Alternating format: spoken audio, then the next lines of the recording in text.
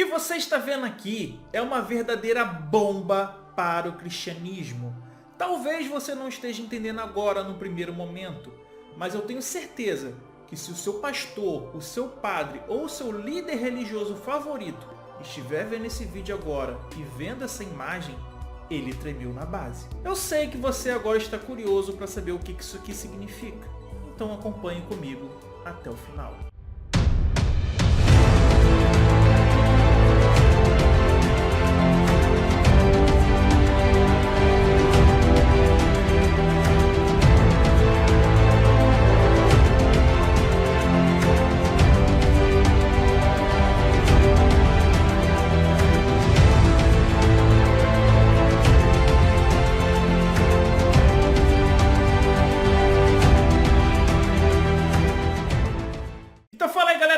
Antônio, eu sou especialista em teologia reversa, o que por sua vez culmina em contra-apologética.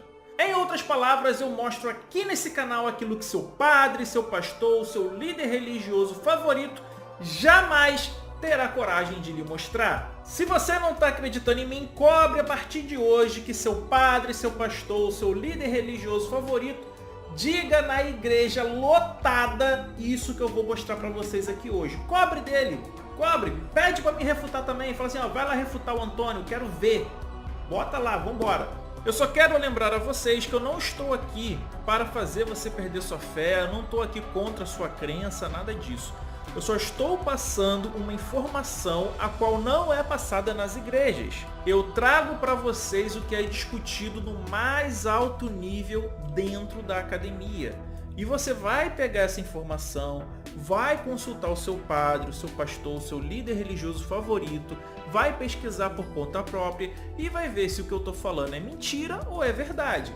Se for mentira, você vem aqui e comenta, Antônio, você é um mentiroso, um salafrário, um safado, um causeiro e por aí em diante. Agora, meu irmão, se for verdade, aí é contigo o que tu vai fazer com essa informação aí, beleza? Dado esse recado, vamos entender o seguinte. Qual é a base da fé cristã? A base da fé cristã é a crença de que esse camarada aqui, Jesus Cristo, existiu. Ele foi morto num sacrifício, né? Representando lá o que eu já mostrei para vocês, o ritual do sacrifício do Yom Kippur, né? E depois esse camarada teria ressuscitado, aparecido a muitos, não é isso? Então a base da fé cristã é a crença na morte e ressurreição de Jesus, que faz a expiação do pecado do povo, fazendo essa ligação entre os humanos e Deus novamente, rasgando o véu, não é isso que é ensinado? Porque ele rasga o véu, né? O véu lá do Santo dos Santos é rasgado e as pessoas agora, a humanidade, tem acesso a Deus, não é isso? E aí você não precisa mais de sacrifício de animais. Essa é a base da fé cristã. Então, por que o vídeo de hoje, você deve estar se perguntando, é uma bomba? Por que isso aqui, ó, na verdade não é uma bomba que tem aqui não, ó. A gente não precisa nem dizer que é uma bomba comum, isso aqui é uma bomba H, uma bomba atômica. Isso aqui é uma bomba nuclear no cristianismo, tá? Isso aqui você não está entendendo o que é, mas olha só. Isso aqui é o final de Marcos, tá? Isso aqui que vocês estão vendo agora é o Códice Vaticano, tá? Códice Vaticano. Esse daqui é o Códice Sinaítico. São os códices de melhor qualidade que datam do quarto século. E o Evangelho de Marcos termina aqui. Só que você não sabe ler grego, né? Então você ainda deve estar confuso em relação a isso. Mas como eu sei que você é uma pessoa atenta, você deve ter reparado aqui, né? Que tá dizendo aqui, ó, Marcos 16:8, né? Aí você vai pro outro, pro Sinaítico, e tá aqui, ó, Marcos 16:8. Aí você deve ficar confuso, não é mesmo? Ai, Antônio, eu fiquei super confusa, tá? Me explica aqui o seguinte. Aqui na minha Bíblia, meu querido, não termina no 16:8. Ele tá indo até o 16:20. Olha aqui, meu povo. O que isso significa? Explica pra gente. É muito fácil, muito simples. Tudo isso que está do 16:9 até o 16:20 foi acrescentado posteriormente.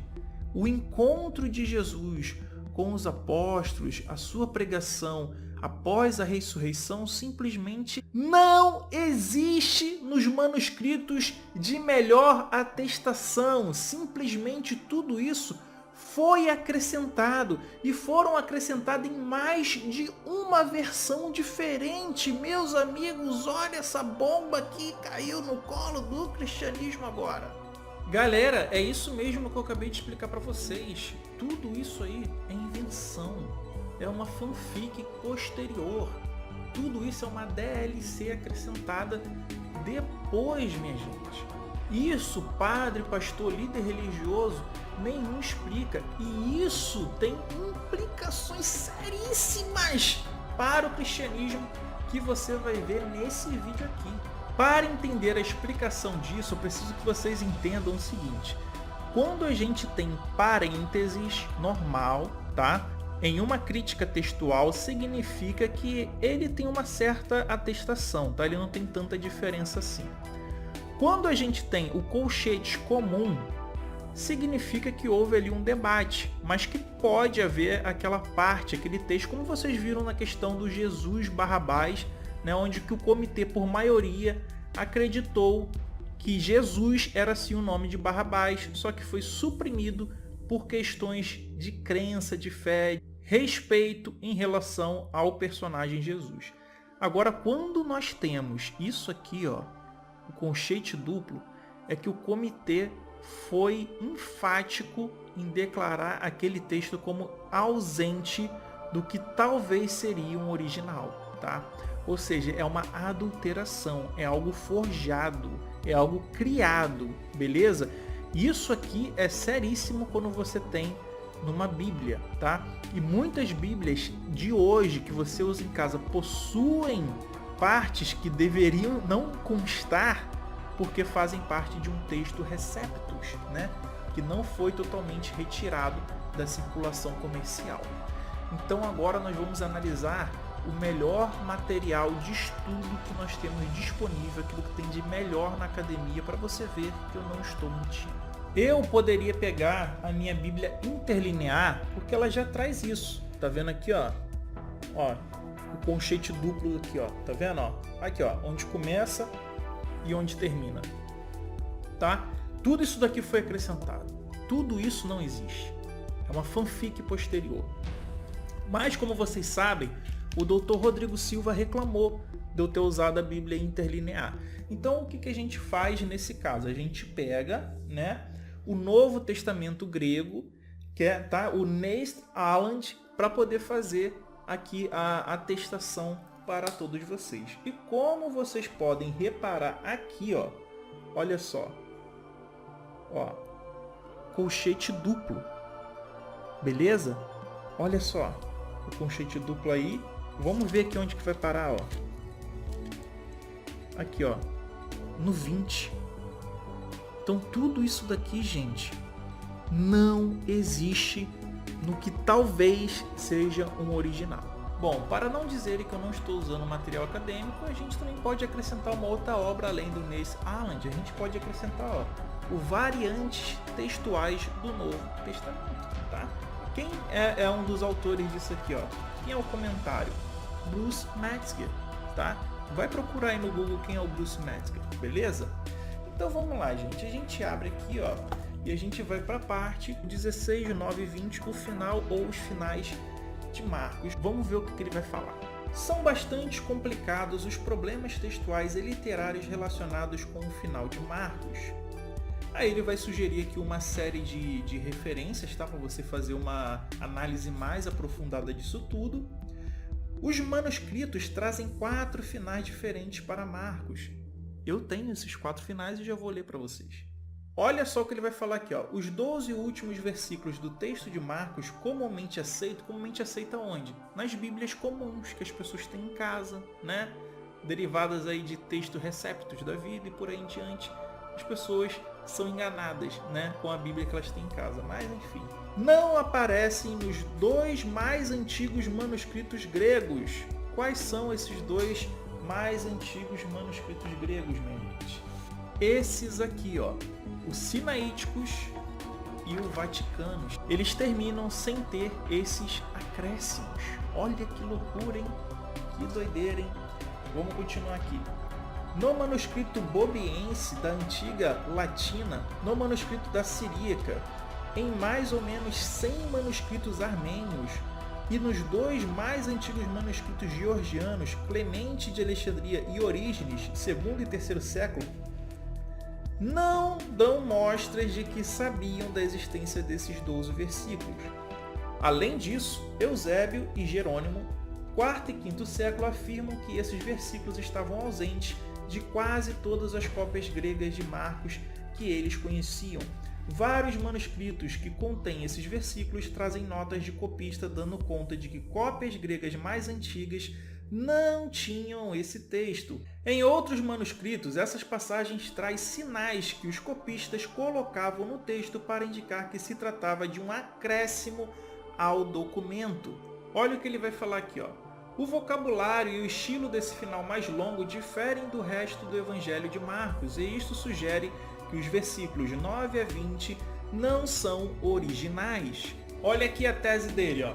É provável que o final longo tenha sido tomado de outro documento, escrito talvez na primeira metade do segundo século, e colocado logo após os versículos 1 e 8 para dar ao Evangelho um final mais apropriado. Então olha só, minha gente, eu apresentei para vocês materiais acadêmicos que trazem essa informação, então não sou eu que estou mentindo, então não sou eu que estou falando, isso aqui é um material acadêmico, religioso, material cristão, tá? Vocês podem conferir por conta própria, consultem o seu padre e o seu pastor, porque eles sabem disso, eles aprenderam isso, não aprenderam, tem que voltar para a escola, beleza? Agora nesse meu outro material aqui, ó, a crítica e o texto do Novo Testamento, a gente vai vir aqui, ó, e vai ver os finais de Marcos, né? O primeiro final de Marcos, vamos ver aqui, ó. Lembrando que essa daqui é uma tradução literal, então fica meio confuso, tá? Porque é uma tradução meio que interlineada o texto. E saindo fugiram do sepulcro tinham, pois elas tremor e espanto, e ninguém nada a ela disseram. Tinham medo, pois, tá?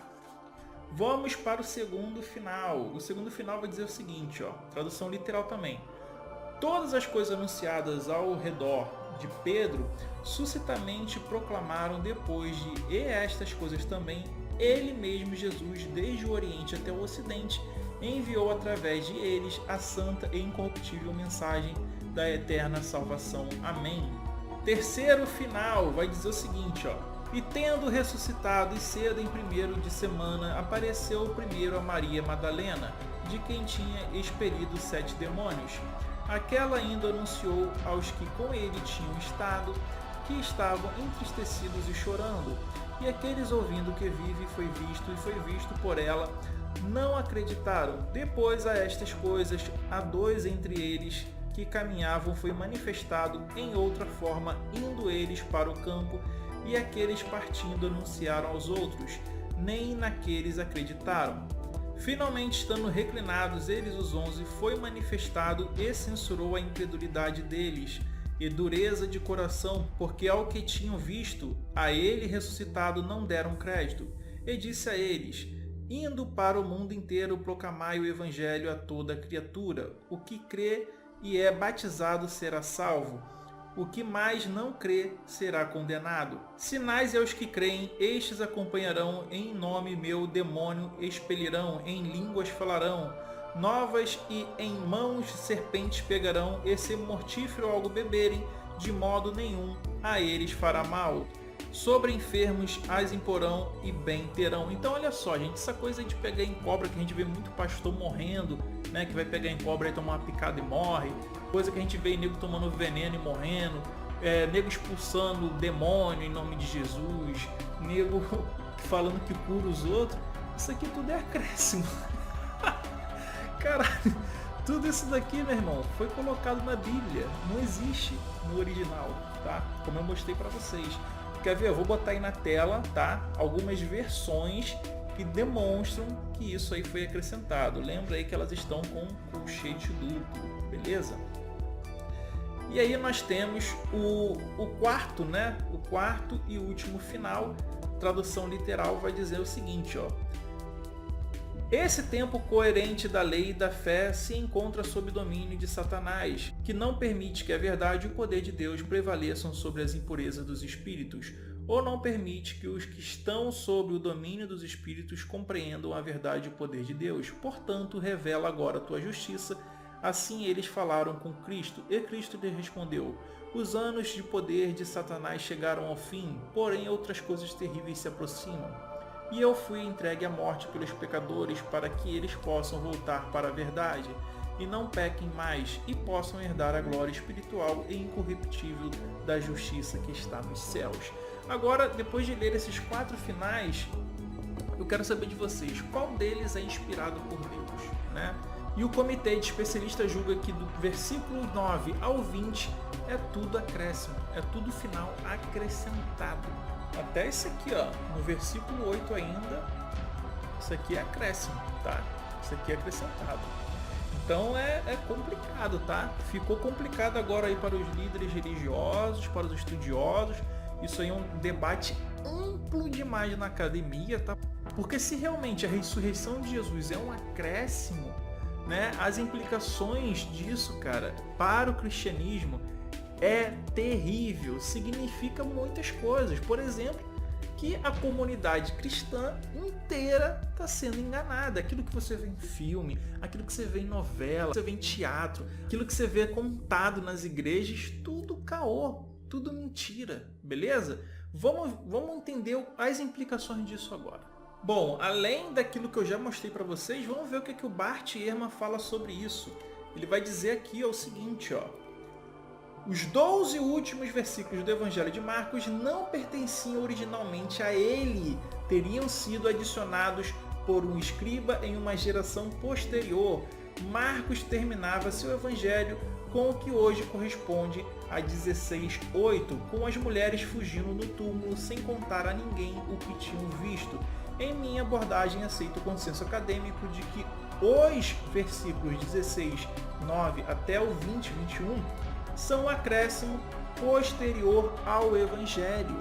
Lembrando aqui um detalhe, ó, em minha abordagem aceito consenso acadêmico, tá? Então não adianta falar que isso não é consenso acadêmico porque está em inúmeras fontes que é consenso acadêmico, tá? Tá no material acadêmico de primeira qualidade, então nem adianta vir com ginástica mental, malabarismo mental, exercício exegético, hermenêutico para tentar burlar o que eu estou mostrando aqui para vocês. Isso aqui é um fato. É um fato na academia que isso daí foi acrescentado. Agora preste atenção uma coisa. É consenso na academia, tá? Que os evangelhos de Mateus e de Lucas se baseiam no evangelho de Marcos, tá? Então a ressurreição que você vê em Lucas e que você vê em Mateus diferem da ressurreição que você vê em Marcos. Por que isso acontece, né? Será que nunca passou pela cabeça de vocês que isso acontece porque não existia final em Marcos e que tanto Lucas quanto Mateus inventaram o seu final? Agora olha que interessante, em João 20 você vai ver o seguinte, ó. Domingo bem cedo, quando ainda estava escuro, Maria Madalena foi até o túmulo e viu que a pedra que tapava a entrada tinha sido retirada. Essa é a versão do João. Agora vamos para outra versão aqui rapidinho. Agora olha aqui Marcos 16, olha como é que já muda, ó. Depois que terminou o sábado, Maria Madalena, Salomé e Maria, mãe de Tiago, compraram perfumes para perfumar o corpo de Jesus. No domingo, bem cedo, ao nascer do sol, elas foram ao túmulo. No caminho, perguntavam umas às outras: quem vai tirar para nós a pedra que fecha a entrada do túmulo? Ou seja, havia uma pedra grande, tá? Elas não conseguiriam tirar, né? Elas diziam isso porque a pedra era muito grande, mas quando olharam, viram que ela já havia sido tirada. Então elas entraram no túmulo e viram um moço vestido de branco sentado no lado direito. Elas ficaram muito assustadas, mas ele disse: não se assustem, sei que vocês estão procurando Jesus de Nazaré, que foi crucificado, mas ele não está aqui, pois já foi ressuscitado, tá? Então olha como é que já mudou. Mateus 28 vai trazer o seguinte, ó. Passado o sábado, no começo do primeiro dia da semana, Maria Madalena e outra Maria foram ver o túmulo. E eis que houve um grande terremoto, porque o anjo do Senhor desceu do céu e, aproximando-se, removeu a pedra e sentou sobre ela. O aspecto dele era como um relâmpago, e a sua roupa era branca como neve. E os guardas, com medo do anjo, tremeram e ficaram como se estivessem mortos. Mas o anjo, dirigindo-se às mulheres, disse: Não tenham medo, sei que vocês procuram Jesus que foi crucificado. Ele não está aqui, ressuscitou como tinha dito. Então assim, mudou muito, né? Mudou pra cacete, de um pro outro, né? Olha como é que tá mudando. Olha aqui, Lucas 24 vai trazer o seguinte: No domingo, bem cedo, as mulheres foram ao túmulo, levando os perfumes que haviam preparado. Elas viram que a pedra tinha sido tirada da entrada do túmulo. Porém, quando entraram, não acharam o corpo do Senhor Jesus e não sabiam o que pensar. De repente, apareceram diante dela 2 homens vestidos com roupas muito brilhantes. E elas ficam com medo e se ajoelharam e encostaram o rosto no chão. Então os homens disseram a elas: Por que é que vocês estão procurando entre os mortos quem está vivo? Então o que dizer, minha gente? Cada um inventou o seu final. Cada final é diferente. Isso é fato. Isso é uma dor de cabeça para os apologistas na academia que vocês não têm ideia do tamanho da dor de cabeça que isso significa. Galera, olha só o que o Bart Ehrman vai trazer aqui pra gente. Quem realmente foi ao túmulo? Apenas Maria, João 21. Maria e outra Maria, Mateus 28:1. Maria Madalena, Maria mãe de Tiago e Salomé, Marcos 16:1. Ou mulheres que tinham acompanhado Jesus na Galiléia e Jerusalém, provavelmente Maria Madalena, Joana, Maria mãe de Tiago e outras mulheres, Lucas 24:1, versículo 23:55. A pedra realmente havia sido rolada na entrada da tumba, como em Marcos 16:4, ou foi rolada por um anjo, como nas mulheres estavam lá, Mateus 28:2. Quem ou o que elas viram lá? Um anjo, Mateus 28:5. Um homem jovem, Marcos 16:5. 2 homens, Lucas 24:4. Ou nada e ninguém, João. E que foi dito a elas para mandar os discípulos irem para a Galiléia, onde Jesus os encontraria, Marcos 16:7, ou para recordar que Jesus tinha dito a elas enquanto estavam na Galiléia, que teria de morrer e nascer novamente, Lucas 24:7. Depois as mulheres contam aos discípulos o que viram e ouviram, Mateus 28:8. Ou não contam nada a ninguém, Marcos 16:8. Se elas contam a alguém, a quem é? Aos 11 discípulos, Mateus 28:8. Aos 11 discípulos e a outra pessoa, Lucas 24:8. A Simão Pedro e a outra discípulo não identificado, João 22. Qual é a reação dos discípulos? Não reagem porque o próprio Jesus aparece imediatamente a eles, Mateus 20, versículo 9. Não acreditam nas mulheres porque parece um desvario, Lucas 24:11. Ou vão até a tumba ver com os próprios olhos, João 23. Isso aqui são só algumas das problemáticas e inconsistências entre um evangelho e outro. As perguntas se multiplicam. E ele vai falando aqui, dando um monte aí de argumentos em referente a essas discrepâncias que existem entre um evangelho e outro. Então, galera, se tudo isso que eu acabei de mostrar para vocês demonstra que não existe nada de ressurreição de Jesus nos melhores manuscritos, não existe ele aparecendo para os discípulos, não existe nada disso, tudo isso foi acrescentado com o melhor material acadêmico disponível, a gente pode, sem sombra de dúvidas, dizer que o cristianismo é falso? E aí? O que você acha? Eu só estou apresentando para vocês os fatos. Aí cabe a você pesquisar por conta própria, pesquisar em relação ao seu padre, pastor, líder religioso favorito, consultar os mesmos, né? Pesquisar aonde você quiser e ver se o que eu estou falando é mentira ou é verdade. Se os materiais que eu apresentei são falsos ou verdadeiros, tá? Essas são as fontes. Agora cabe você procurar a sua fonte, procurar a sua decisão, o seu pensamento sobre isso e se questionar: por que meu padre, meu pastor, meu líder religioso nunca me contou isso antes? Agora imagine as implicações para o cristianismo se todas as pessoas do mundo ficarem conscientes da inexistência dessas passagens, que tudo isso foi fabricado. Cada autor posteriormente fabricou o seu final. uma ressurreição de Jesus. Muito complicado, né? Pois é, por isso que eles não falam. Porque imagine as igrejas vazias no outro dia. Imagine as pessoas perdendo a sua fé. É lógico, aquelas que não sofreram lobotomia, aquelas que não têm a sua mente lavada, né? Essas que são conscientes vão parar e vão pensar, caramba, realmente eu fui enganado.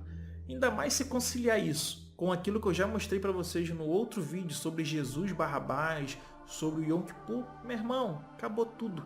E olha que eu ainda tenho mais coisa para mostrar para vocês. Então não perca, se inscreva no canal, tá todo mundo aí se inscrevendo e todo mundo acompanhando essas mega informações que eu trago aqui para vocês, tá? Isso aqui é devastador e ainda tem muito mais. Eu só tô começando, beleza? Então é isso, galera, se inscreva no canal, não demole, se inscreva, aperta o sininho para receber todas as notificações de vídeo, para você ser um dos primeiros a assistir o vídeo, tá? Seja membro do canal, olha aí, galera, os membros do canal, essa galera maravilhosa que me permite estudar, comprar esses livros, esse material maravilhoso que eu trago aqui para vocês, toda essa fonte, todo esse material riquíssimo de informações que somente vocês aqui nesse canal têm acesso. Então fiquem agora com a sugestão de vídeo, clique em um desses vídeos aí e continue comigo. Olha aí o vídeo sobre o Yom Kippur, clica nele e vem comigo. Um grande abraço, valeu, falou, fui!